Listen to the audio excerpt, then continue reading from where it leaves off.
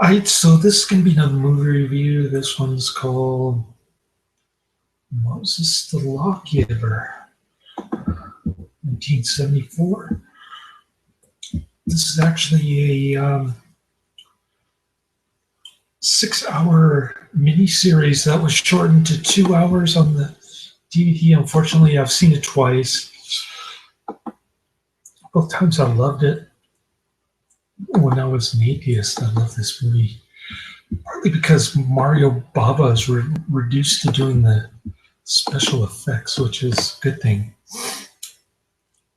I love the scene with the golden calf, the parting of the seas, and all that good stuff. Cool.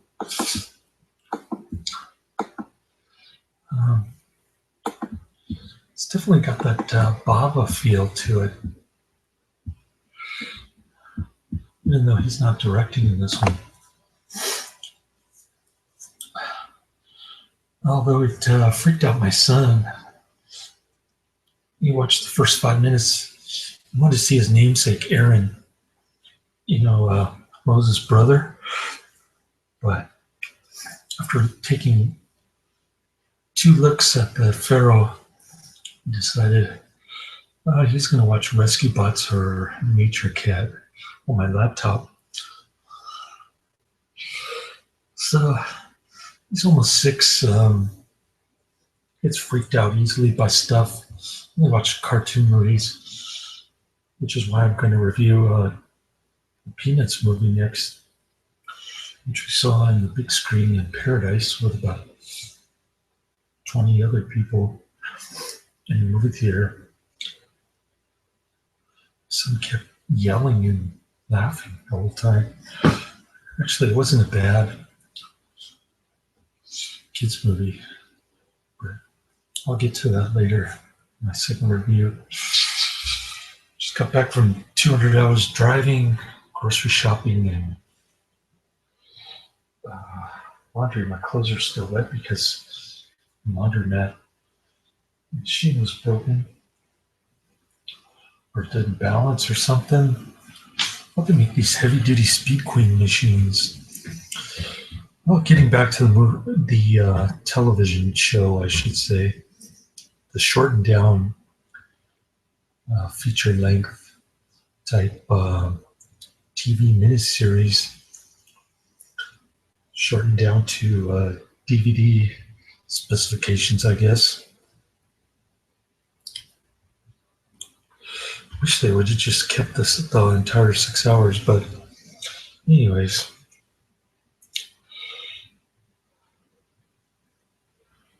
You're not familiar with the story of Moses, his sister. Kind of put him in a basket and sent him down the river because,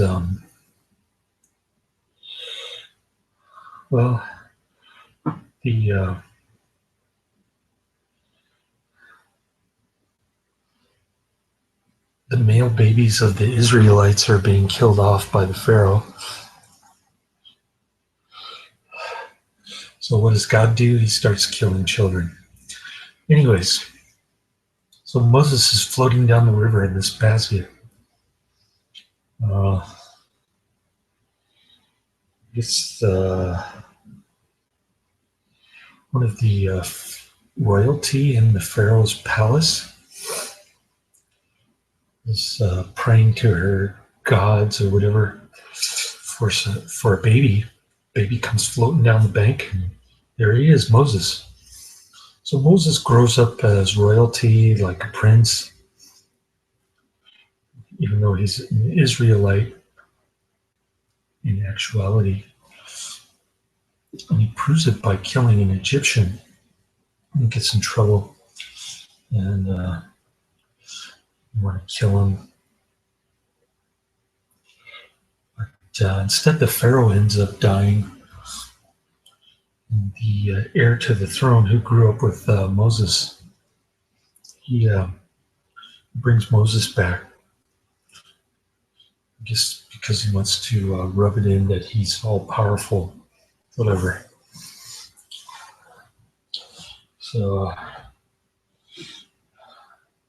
God comes in the burning bush, which is pretty cool looking. Only Mario Bava could pull off something like that. The bush that burns but never self-destructs, that kind of thing. Pretty cool.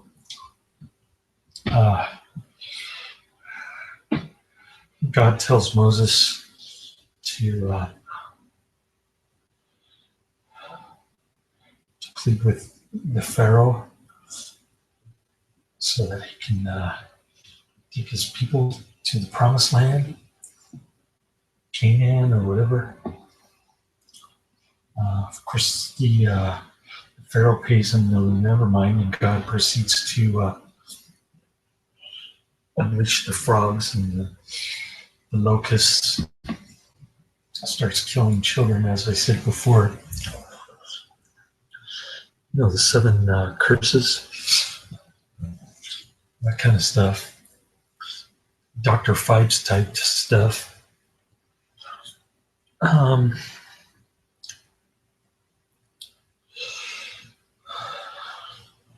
So there's that. You get to see the ruthlessness of God at work, at least in the Old Testament. My mom said the Israelites were ruthless people, bloodthirsty, compared to Jesus, who wanted you to love everybody, and he said God was a loving God and all this stuff. So that was kind of interesting. It's even, that's just the tip of the iceberg, though. It gets even more gruesome during the golden calf fiasco. And never really understood Moses' role. He's kind of like God's helper, I guess. But when he catches them, the pagans doing their golden calf ritual sacrifice, which is quite bloody, I might add. Mario Bava again. Moses like pushes him off a cliff or stones him to death. Yeah. What else? Oh, he makes one guy drink the liquid gold, just like the legend of El Dorado. That was pretty cool. Anyway, so eventually the Pharaoh lets him go for 3 days. It's 5 days, and so the Pharaoh sends some people to chase the Israelites, which by now is kind of like a camel caravan from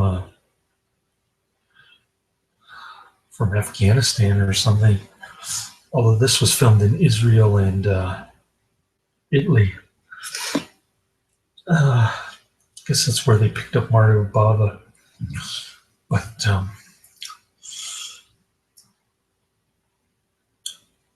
as the Egyptians are approaching, God, of course, parts the sea, which looks pretty cool for the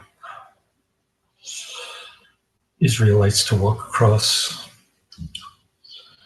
the bottom of the sea, I guess. Must be quite muddy, I can imagine, for the camels. But nevertheless, I guess it's dry enough to walk across for this movie or this TV show. Then right as the Egyptians are following, God brings the sea back and they drown. Not exactly a all good, all what's it called? A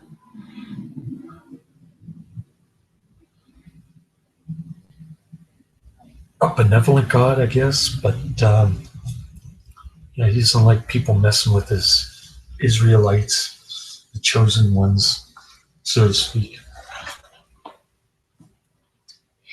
So after that, you know, there's not much food in the desert, but God brings some manna from heaven, which looks more like cotton candy. So there's that, and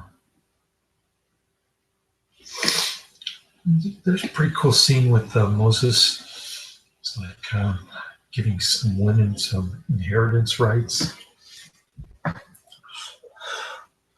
about the only nice thing he did, other than telling them, obey God's law or die. So pretty brutal stuff. I mean, my mom kind of freaked out about it. She thought she knew the story, but the way it's told in this TV movie is kind of grim reality of the situation, which is cool. I like that how they made it more realistic that way, and less I don't know, less far-fetched supernatural stuff. So there's that. And of course, there's the Ark of the Covenant, which Moses holds sacred. He asks God to release him so that he can retire, but God won't let him. Anyways, so eventually, of course, they reach the promised land.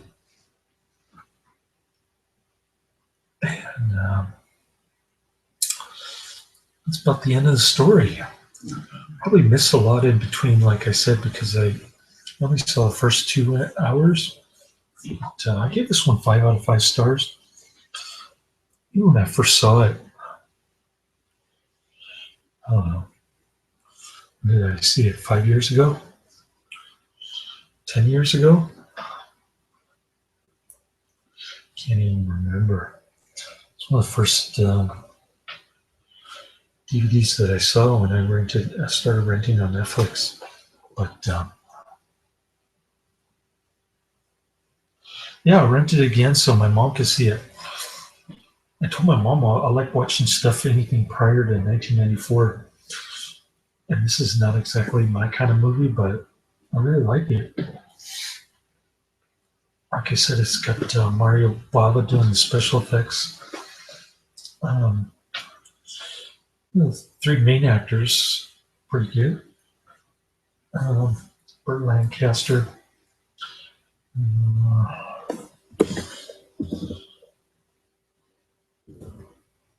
Ingrid and I played Aaron. I don't remember his name. But yeah, they sacrifice a lamb. And with Aaron as the priest, he's got some kind of weird looking thing dangling from his neck. It's like a metal piece with different gemstones on it. That's what differentiates him from the other people. His job is to slit the lamb's throat and pour the blood in some kind of bowl. I wonder why they don't do that now. Probably would offend a lot of people, I guess. But yeah, the ancient rituals have changed quite a bit over the years. So we watched Moses first, and then Gospel according to St. Matthew. My son watched Jesus getting crucified in that one. But he pretty much stayed away from these religious movies. He watched Barabbas, the sulfur mines cave in. And of course, we saw the Peanuts movie, which wasn't bad. I mean, it had its moments. not saying it was a good movie, but for a kids movie, I was pleasantly surprised. Let me put it to you that way. Even a mediocre kids movie is relatively good compared to most of the crap that they show nowadays.